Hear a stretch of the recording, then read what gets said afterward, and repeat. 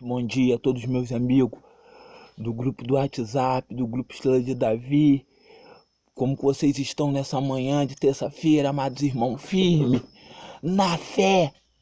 Ou seja, vocês que me acompanham aí pelo YouTube também, os meus amigos que me acompanham pelo Facebook, meus irmãos do grupo Estrela de Davi, muitas das vezes eu tenho estudado, eu tenho analisado e eu tenho visto que muitas das vezes acontece alguma coisa na nossa vida e a gente fica pensando por que aconteceu aquilo, porque, Deus, às vezes é um trabalho que você perde, às vezes você está indo muito bem, mas acontece alguma coisa na tua vida que você fica pensando assim, Deus, eu estou servindo o Senhor, porque o Senhor deixou acontecer isso comigo, porque o Senhor deixou acontecer aquilo comigo.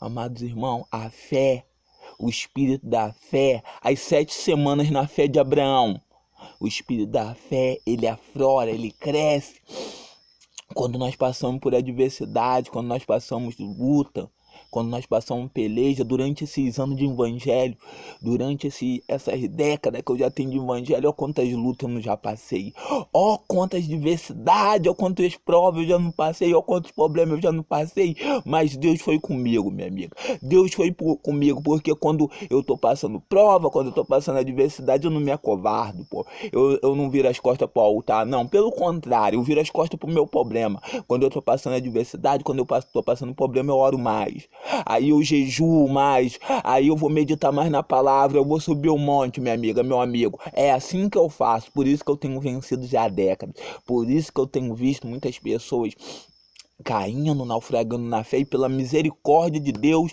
e nós estamos aí, meu amigo, nós estamos aí, ou seja, há mais de 2 décadas no evangelho, nós estamos aí na fé.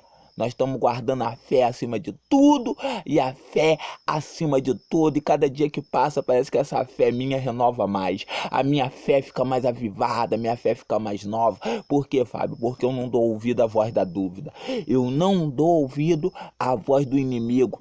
Então, meu amado irmão, minha irmã, meu amigo, minha amiga, ou seja, cuidado, eu estou dizendo para você, cuidado com as facilidades. Cuidado com as facilidades, porque as facilidades geram as piores dificuldades. Como assim, Fábio? Às vezes Deus ele quer algo de você, mas você não obedece o chamado dele. Você não obedece a direção que Deus quer de você. Como Ló, ele escolheu a campina do Jordão e olha o que aconteceu. Ele acabou, ou seja, indo para a cidade que Deus ia destruir, que era Sodoma e Gomorra, porque ele deixou que os olhos dele se enganassem. O inimigo, ele quer botar a facilidade diante da tua dificuldade.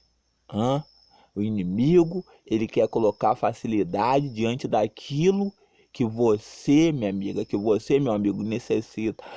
Como assim, Fábio? De repente que você está necessitando é do emprego, é de um trabalho. Então, às vezes, o inimigo vai tentar botar diante de você um trabalho ilícito. Aquele trabalho que não é de Deus, aquele trabalho que vai prejudicar a tua comunhão com Deus, que vai prejudicar a tua vida com Deus. E uma vez você aceitando aquele trabalho, minha amiga, você vai perder a tua fé. Você vai perder a tua salvação, você vai perder a tua comunhão com Deus. Talvez, minha amiga, meu amigo, o inimigo está te oferecendo um dinheiro que não é lícito, um dinheiro que não é fruto do teu trabalho, mas cedo ou mais tarde, se você aceitar as propostas do inimigo, às vezes o inimigo ele sabe, como assim, Fábio? Ele é astuto, ele é esperto, ele sabe, igual a tentação do Senhor Jesus no deserto. Lá ele falou assim, se é filho de Deus, transforma essa pedra em pães. Ele sabia que o Senhor Jesus estava com fome. Ele sabia que o estômago do Senhor Jesus estava vazio 40 dias e 40 noites. Isso é muito bacana. Isso é muito forte. Então ele, ou seja, foi em cima da necessidade que o Senhor Jesus estava passando naquela hora, que era o quê? Que era a fome. Por isso que ele falou, se tu é, ó a dúvida, a maior arma de Satanás, a maior arma do inimigo. Jesus estava no deserto, Jesus estava com fome, Jesus já estava 40 dias e 40 noites sem comer nada, mas, ou seja, Ele tentou pegar o Senhor Jesus no momento de fragilidade, no momento que o Senhor Jesus estava passando uma grande adversidade, uma grande necessidade no teu corpo, que é a fome, minha amiga, que é a fome, meu amigo. E Jesus, ou seja, Jesus foi vencer ele como? Na palavra. O Senhor Jesus falou, está escrito que nem só de pão viverá o homem, mas de toda palavra que sai da boca de Deus. Então naquela hora não era a hora do Senhor Jesus estar comendo pão, mas aquela hora era a hora do Senhor Jesus estar passando pelo deserto, tanto que depois vieram os anjos com maná e o acolheram. Ou seja, Deus, ele tem sempre o melhor para nós, minha amiga. Deus é sempre o melhor. Claro, se você negar a tua vontade, se você negar o teu eu, o teu querer, porque a vontade do Senhor Jesus naquela hora era comer pães, pô, com certeza era. Mas o Senhor Jesus falou, nem só de pão viverá o homem, mas de toda palavra que sai da boca de Deus. Ou seja, a palavra de Deus naquela hora do Senhor Jesus não era a palavra do inimigo. A palavra de Deus naquele momento para o Senhor Jesus, ou seja, era que ele passasse pelo deserto, era que ele passasse aquela prova, era que ele passasse aquela peleja, porque depois ele ganhou muito mais que o pão, minha amiga. Depois o Senhor Jesus não ganhou pão não, o Senhor Jesus ganhou maná. Vieram os anjos com maná e o acolheram. Então, ou seja, toma cuidado com a fé emotiva. Qualquer hora eu vou pregar sobre a fé emotiva. Eu queria deixar as 7 semanas na fé de Abraão. Eu queria deixar uma palavra que se encontra lá no livro de Gênesis 22, versículo 1. Depois dessas coisas, Deus pôs Abraão à prova e lhe disse, Abraão, este lhe respondeu, eis-me aqui. Deus continuou, ou seja, Abraão era servo, minha amiga.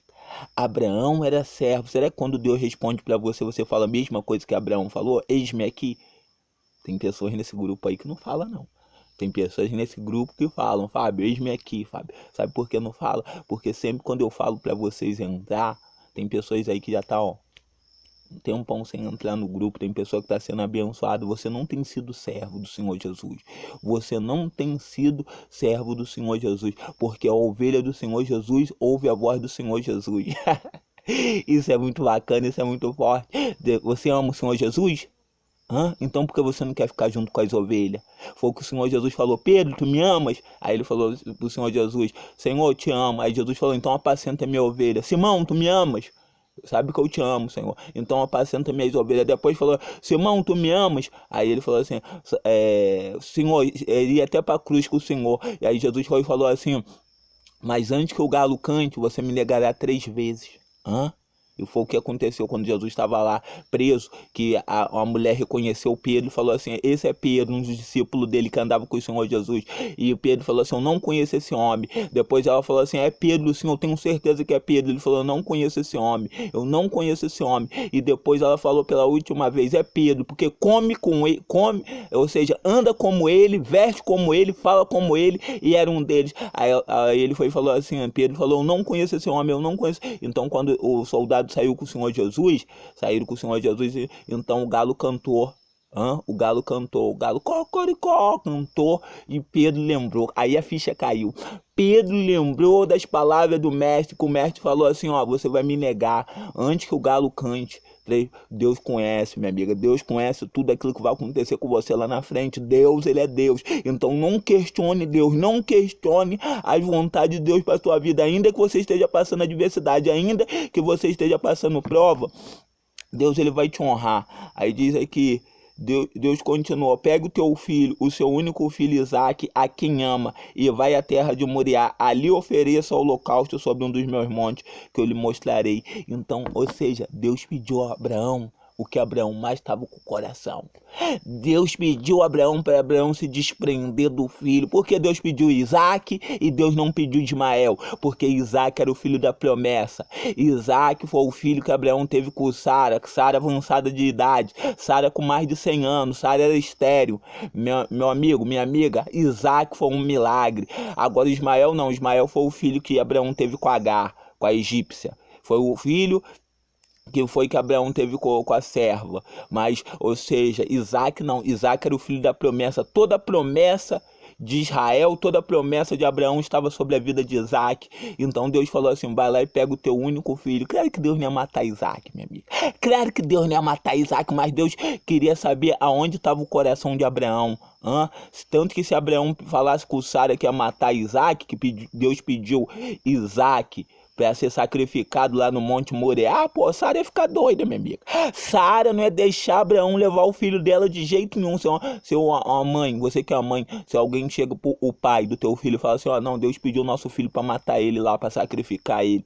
Você ia falar, pô, tá maluco, velho, não vai levar meu filho não, tá doido? Você ia fazer de tudo ou seja, o teu filho não perder a tua vida. E foi isso que Abraão sabia que Sara não ia concordar com aquilo que Deus estava pedindo, porque olhando nos olhos humanos, a fé é loucura, minha amiga. Olhando aos olhos humanos, a fé, ela não se explica, ela se vive. Então, quando Abraão, ou seja, saiu com Isaac, e foi obedecer a palavra de Deus, minha amiga, foi obedecer a palavra de Deus, Deus colocou Abraão à prova. Muitas das vezes tu vai ter que passar a prova no teu emprego, tu vai perder teu emprego, muitas das vezes tu vai passar a prova, talvez pode ser um relacionamento que não é que você vai perder, talvez você vai passar a prova na tua saúde, mas já diz, você vai passar.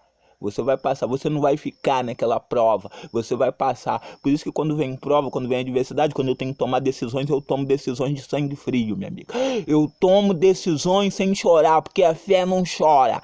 A fé, ela não, ou seja, a fé ela não chora, a fé ela é escolha, ela é decisão. A fé não tem aquele lenga-lenga, aquele meio barro, aquele meio tijolo. A fé não tem aquele chove no mole, não, a fé é escolha.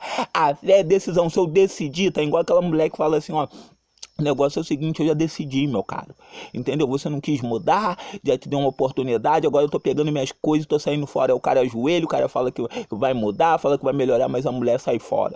Tá igual aquele funcionário que fala assim pro chefe, ó, meu amigo, o negócio é o seguinte, eu tô saindo fora.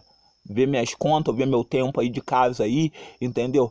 Mas você vai para onde que você não tem outro trabalho? Deus proverá para si. Tá igual aquela mãe que fala assim, meu filho, tu vai casar, mas tu não tem casa, tu não tem trabalho. Aí você fala assim, ó, Deus proverá. Foi o que Abraão falou para Isaac. Pai, cadê o cordeiro para o sacrifício?